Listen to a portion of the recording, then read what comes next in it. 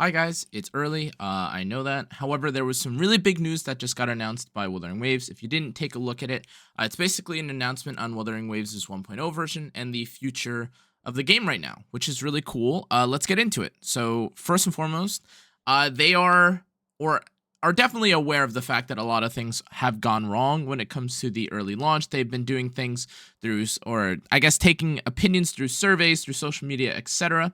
And although I do think that Kuro Games has definitely done a good job when it comes to compensation, and they're definitely aware of the shortcomings of their launch, they are appearing to go or double down even harder on these. Now, to be clear, they are making extremely early changes, which is not a bad thing. It's quite a good thing. However, it's kind of taken me off guard a little bit because of how almost it feels like how exceptionally responsive they are.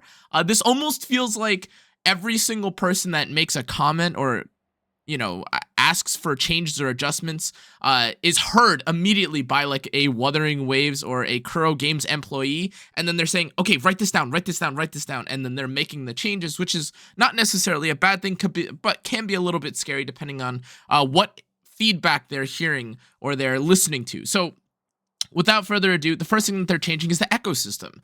And of course, if you guys have played the game at any sort of level and you are at the point where you're starting to gear up or you're starting to gear or farm for echoes, you know that this process is really tedious. I myself am literally waking up at reset just to farm a little bit. I'm doing world exploration so that I can get tiny little bits of echo EXP so that I can upgrade some of my echoes.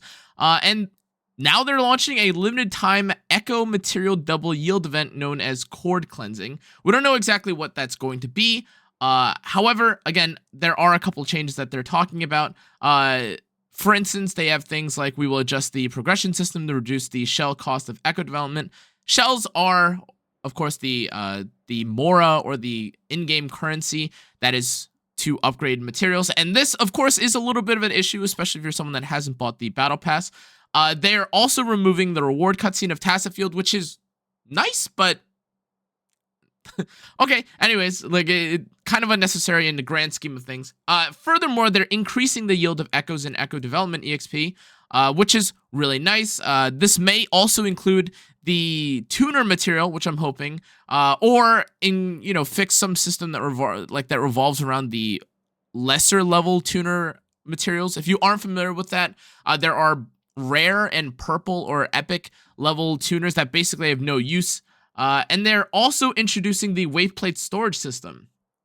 Now, to be clear, they also do acknowledge that there was some issue when it comes to the amount of shell credits you get when you're recycling echoes. So they're giving everyone just a million credits or something like that. If I'm not, a million shell credits. Here it is. And then furthermore, because of all the hassle from the ecosystem treatment or the way that echoes have been produced, which is absolutely bonkers. They're just giving everyone 1,200 wave plates, aka 20 crystal solvents. Now, again, to be clear, I think this is great. I was definitely someone that felt a little bit of the burnout from echoes and wanted to clear out content a little bit earlier. Personally, I think that most players' abilities to even clear Tower of Adversity right now is hindered because they don't have the ability to farm out echoes quite quick enough. However, I was assuming, or I was under the impression that within enough time, or with given enough time, maybe a month or so of playing, which is around how long the cycle of the Tower of Adversity appears to be lasting for, we would have been okay. Or at least within 2 to 3 weeks, there would have been enough teams that people invested in for this to be okay. But it looks like they want all of the players, or they want more players to be able to clear content faster. So they're giving you not only more solvents to compensate for it, they're also giving you a way easier system, TBD or TBA, in terms of exactly what they're changing this to. But you can see a couple of the dates that they're talking about, the distribution of things, and we'll talk more about dates earlier, because something that they've also talked about in addition to this was, I'm sure you guys have seen the the Radiant Tide issue, or the Forging Tides issue, where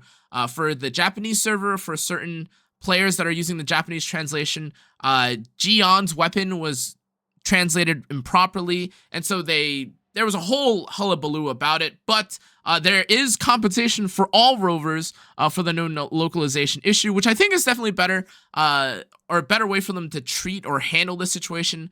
than what they did prior. However, I will say that if people were significantly negatively affected, it would have been better for people to, I guess, like have a better reward, or it would have been more ideal for them to get a better compensation for this. But the issue is that to what degree or what extent they need to be compensated. Like, is it that someone was under the impression that the weapon worked one specific way, and then they went to R5 on the weapon, and now they want compensation for it? It's a really weird situation, honestly. I think for a majority of players, it didn't affect them so negatively, which is why I do think that the 5 Forging Titans is okay.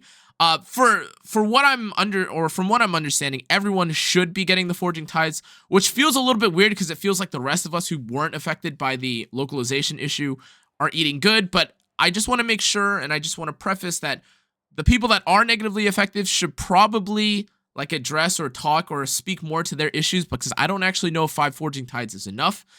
Depending on how affected they were, it should maybe be taken care of on a base by base or case by case basis. There we go. Sorry. Furthermore, they also talked about a new version event. And now the thing is, I think a lot of people have talked about or addressed their concerns about how the Overdash Club event or the current events that they introduced in the game are extremely simplistic and kind of just feel like an extra side quest that you do once a day on accident. It doesn't really feel like an event that makes you feel like you're introduced to the game per se. It's a walking straight line with with a parkour event built into it, and you can almost not even fail because they give you grappling points. So you're walking straight, you climb up a wall, and you're like collecting these resources like in a straight line, and there's literally no way that you could basically mess up. I know that they're trying to cater to mobile players too, but like this is so basic of an event that a lot of people are confused about whether or not this is is this really the event? Like, this is no excitement. This is no excitement. There's no depth. There's no personality to this event. So they're introducing a new event, which is really cool. You'll be able to get a bunch of astrites, these echoes, which you can use to select a specific echo type. And then they are also giving us tuners and premium sealed tubes, which is what everyone needs and everyone wants. Thank you so much. And again, they're already pretty aware of how bad the ecosystem is, which is really cool. But then they're also, I guess, to compensate for the fact that there's a lack of content, they're also pushing forward a bunch of content, the release day of certain content, which is absolutely ridiculous. I think a lot of the things above, depending on how it's handled, would have already been enough, in my opinion, because they would be affecting like the ecosystem, and people are going to be farming, and they're going to be trying to clear Tower of Adversity. But no, that's not enough. They decided to push forward the new content from 1.1, and now Yinlin is coming out from, I believe, at the time of me recording this is being pushed up to 4 days from now. Yinlin formerly was supposed to be like slated for another 11 days from now, but now it's being pushed up by a whole week, and that's going to be crazy because Yinlin is going to have like her story. There's going to be some events that come around alongside it, the weapons, and furthermore, because of that, we're also getting the next set, or like the version 1.1.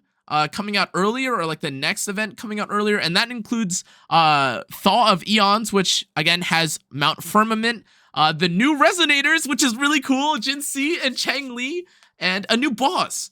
This is super, super exciting, and again, if we can understand this properly, this does mean that, again, the server downtime, or based on the server downtime and what they're announcing with 1.0's length, that means that we're going to be getting 1.1, Jinshi and Changli on June 28th, which is in about 3 weeks, which is really exciting.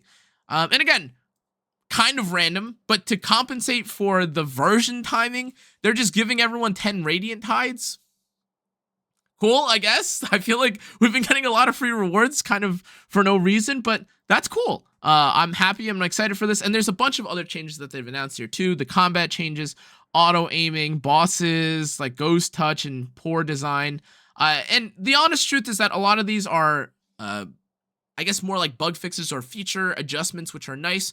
But the changes that I just mentioned previously were the big changes that they announced into the game. Again, version 1.1 is coming soon. Version 1.0 is being, I think it technically is staying in length, but I guess they're technically pushing forward how long Yinlin's banner is going to be, so it might be an issue for people that are trying to time out when or how likely it is you're going to be able to pity for the character. But between that, I guess, like, again, the version update, the new events that they're adding, which look pretty cool. Hopefully the event is kind of interesting. And then again, more compensation with the 5-star weapon description. And then I don't want to say it's an overhaul, but it looks like a pretty big adjustment or maybe even a rework to the ecosystem. All of this is really big news. All of this is really exciting. I think Kuro Games is cooking. They're definitely cooking right now, guys. And I don't know. I'm happy. Hopefully a lot of the implementation and execution of things are cool. Again, some of this is a little bit too early to make a judgment call on because we'll have to see how they do it in game. But a lot of rewards, a lot of good things coming. Anyways, thanks again for watching, everybody. If you guys enjoyed, make sure to like, comment, turn on the notification bell, and subscribe. Let me know what you think of the changes, if you think it was warranted, if you think it wasn't. Either way, I'm happy for the rewards. Hope you are too. I'll see you on the next one. Stay safe, stay healthy. Good night.